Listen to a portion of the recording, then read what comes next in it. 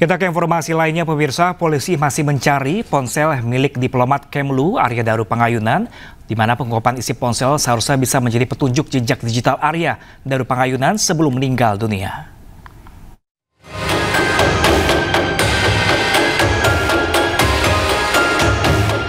Diplomat muda Kemlu Arya Daru Pangayunan ditemukan meninggal dunia dalam kondisi kepala dililit lakban kuning.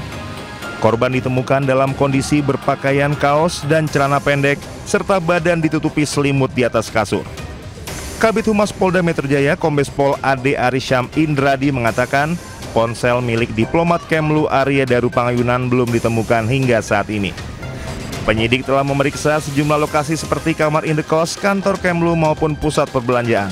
Namun ponsel tersebut belum berhasil ditemukan. Belum. Tadi kami sampaikan, kami tidak menemui hambatan dalam proses ini. Ya.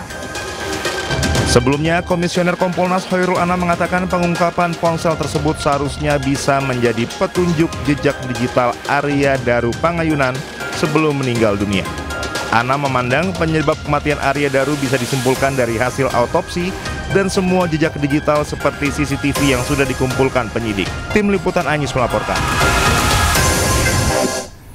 Ya, pemirsa, polisi juga mengungkapkan sejumlah temuan dalam kasus tewasnya diplomat muda Kemenlu Arya Daru Pangayunan. Selain terlilit lakban, kondisi wajah korban saat ditemukan ternyata juga tertutup plastik.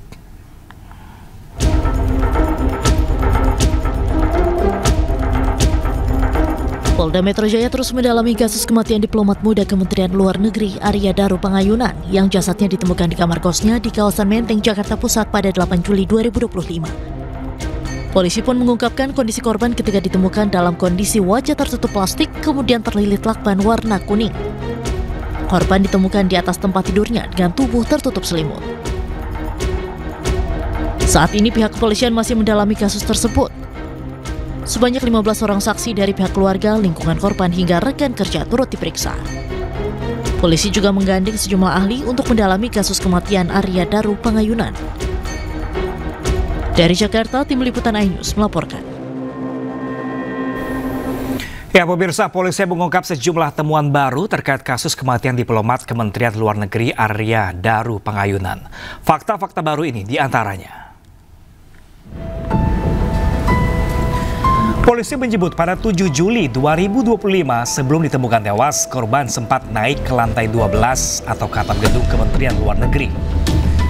Korban diduga berada di atas kurang lebih selama 1,5 jam, yakni pada pukul 21.43 hingga 23.09 waktu Indonesia Barat.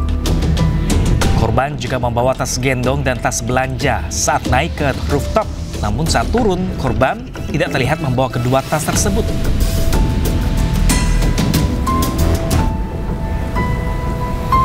Polisi menyatakan kondisi kepala korban saat ditemukan terbungkus plastik dan terlilit lakban berwarna kuning.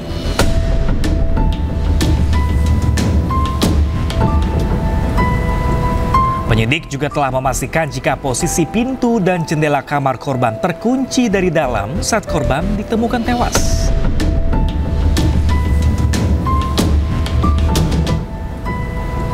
Dalam kasus ini, polisi telah menyita 20 rekaman CCTV di lingkungan indekos korban, tempat-tempat yang pernah dikunjungi korban, hingga tempat kerja korban.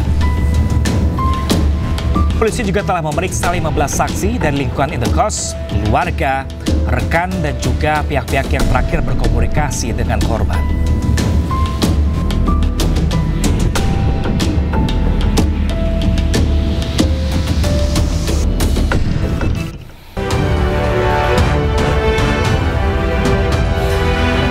Halo, selamat siang pemirsa. Apa kabar Anda di akhir pekan kali ini? Senang sekali saya Pram Senjaya kembali hadir menemani Anda dalam Ais Siang pemirsa. Selain 3 berita utama tadi, Ais Siang juga akan menyuguhkan beragam informasi penting lainnya. Dan Ais Siang kali ini kami awali dari informasi pasca viral di media sosial. Petugas Satpol PP menggelar razia dan berhasil mengamankan seorang juru parkir liar di sekitar halte bus Transjakarta Bundaran HI Jakarta Pusat yang memungut tarif parkir tinggi hingga meresahkan warga. Enggak, udah. Udah. Seorang juru parkir liar panik saat diamankan paksa petugas Satpol PP di sekitaran halte bus Transjakarta Bundaran HI, Jakarta Pusat pada Jumat malam. Meski sempat melawan, namun juru parkir liar ini tak mampu berkutik saat dibawa petugas. Razia digelar petugas menyusul viralnya video pemalakan bermodus parkir sepeda motor yang dialami sejumlah warga di sekitar Bundaran HI. Dari hasil pemeriksaan, juru parkir liar yang diamankan berinisial AS, pria berusia 36 tahun yang hidup menggelandang. Ia merupakan rekan pelaku yang juga berprofesi sebagai juru parkir liar. Lantaran hidup menggelandang, AS kemudian dibawa petugas ke Panti Sosial Kedoya, Jakarta Barat untuk diberikan pembinaan. Sebelumnya viral di media sosial, sejumlah warga terlibat ketegangan dengan seorang juru parkir liar di depan halte bus Transjakarta Bundaran Hotel Indonesia. Dari Jakarta, Rani Sanjaya, iNews melaporkan.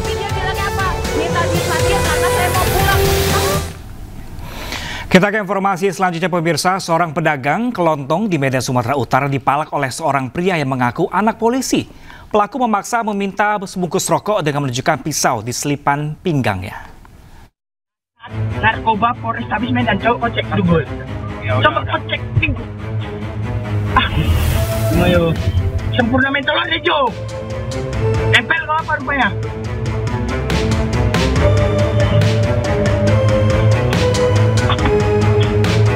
Viral di media sosial, seorang pria sambil memperlihatkan pisau yang diselipkan di pinggangnya memaksa penjaga warung untuk memberikan rokok. Bahkan pelaku mengaku dirinya adalah anak dari Kasat Narkoba Polrestabes Medan. Aksi premanisme ini terjadi pada Rabu malam ketika pelaku bersama rekan-rekannya mendatangi sebuah warung kelontong di Jalan Batangkuis, Kabupaten Deli Serdang. Minta aku rokok cepat. Terus diminta lah aku kasih rokok mentol satu kan. Ya udah itu aku kasih lah, aku kasih rokok Magnum. Gak mau, marah dia, minta rokok sampurna mentol. Sampai bilang apa nama jabatan bapaknya kan. Rupanya emang benar bapaknya kalau itu polisi. Bapak anak polisi ya? Iya, tapi memang benar bapaknya punya jabatan polisi. Ya gitulah kan. Kalau soalnya sajamnya udah dikeluarin gitu. Tak butuh waktu lama, Polsek Tembung berhasil menangkap pelaku. Pelaku diketahui nekat mencatut nama dan meminta maaf kepada Kasat Narkoba Polrestabes Medan. Ia pun berjanji tidak akan mengulangi perbuatannya. Dari Medan, Sumatera Utara, Adi Palapa Harahap, iNews melaporkan. Tak sepaham soal pembangunan jembatan desa, seorang kepala desa terlibat adu jotos dengan warganya di desa Sungai Arah, Pelalawan, Riau. Warga menolak sumber dana pembangunan desa yang berasal dari uang kompensasi perusahaan atau CSR.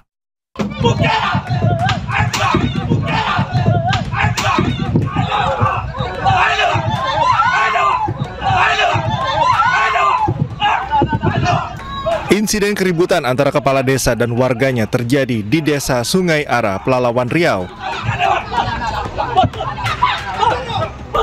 Kepala desa Sungai Arah mengundang ratusan warganya dalam rapat di kantor desa untuk membahas pembangunan jembatan penghubung ke jalan pemakaman di desanya. Namun hal tersebut ditolak oleh warga. Pasalnya dana untuk membangun jembatan tersebut berasal dari kompensasi sebesar 900 juta rupiah yang baru diterima perwakilan warga dari 3 perusahaan hutan tanaman industri. Penolakan warga membuat suasana memanas dan tidak kondusif. Perangkat desa akhirnya mengevakuasi kepala desa dari amukan warga. Atas insiden ini, kepala desa telah melaporkan warganya ke pihak kepolisian Resor Pelalawan. Malam tersebut mereka tidak terima, mereka tidak mau dana CSR tanaman kehidupan itu dibangunkan ke jembatan. Sementara saya sebagai kepala desa sudah melalui musyawarah dengan masyarakat pada tanggal 17 Januari 2025, musyawarah itu sepakat dana tanaman kehidupan itu dibangunkan jembatan. Jadi kalau cek tunai ini istilahnya itu adalah uang masyarakat 900 juta lebih kurang gitu. Nah, jadi masyarakat ini tidak mau dibangun ke jembatan. Insiden ini terjadi karena adanya ketidaksepahaman antara kepala desa dan warganya. Kepala desa menginginkan pembangunan di wilayahnya, sementara warga tak ingin dana yang digunakan berasal dari uang kompensasi yang biasa mereka gunakan untuk kebutuhan sehari-hari. Warga berharap pembangunan desa berasal dari APBD atau dana desa. Dari Kabupaten Pelalawan Riau, Diki Kurniawan, iNews melaporkan. Sementara itu, pemirsa, keluarga korban pembunuhan histeris menyaksikan adegan rekonstruksi dan berupaya menyerang tersangka di Kabupaten Kerinci, Jambi.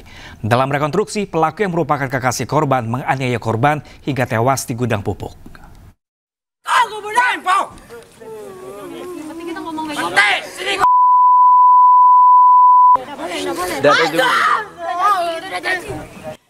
Keluarga korban pembunuhan histeris menyaksikan adegan rekonstruksi di Kerinci, Jambi.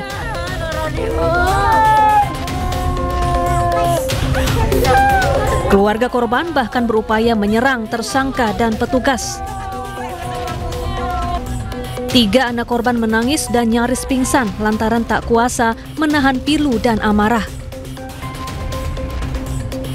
Sementara itu, dalam adegan rekonstruksi, tersangka yang merupakan kekasih korban memeragakan 22 adegan. Rekonstruksi tidak dilakukan di ruko tempat korban ditemukan tewas, tetapi di sebuah rumah yang jaraknya lebih dekat. Dalam rekonstruksi, tersangka menunjukkan adegan penganiayaan terhadap korban, di mana korban dipukul sebanyak 14 kali. Sebelum menganiaya korban, pelaku dan korban sempat terlibat cekcok. Mereka ulang lagi. Kami tidak terima. Nah, hukuman untuk pelaku ini gimana? Seumur hidup atau mati, itu sih. Kami minta kalau udah hukuman mati, kami minta seumur hidup.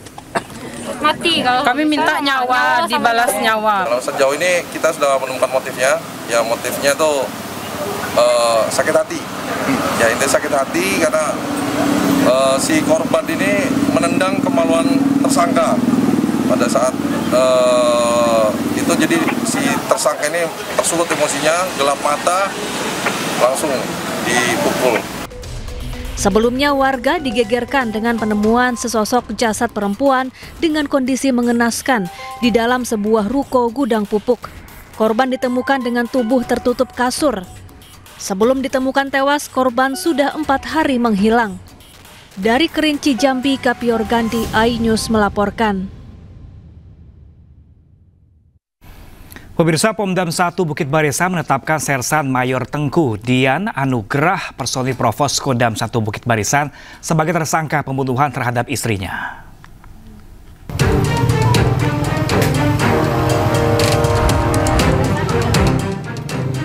Usai ditangkap tim gabungan dari TNI serta polisi militer Kodam 1 Bukit Barisan, oknum anggota TNI berpangkat Sersan Mayor yang berdinas di detasemen markas Kodam 1 Bukit Barisan kini berstatus sebagai tersangka.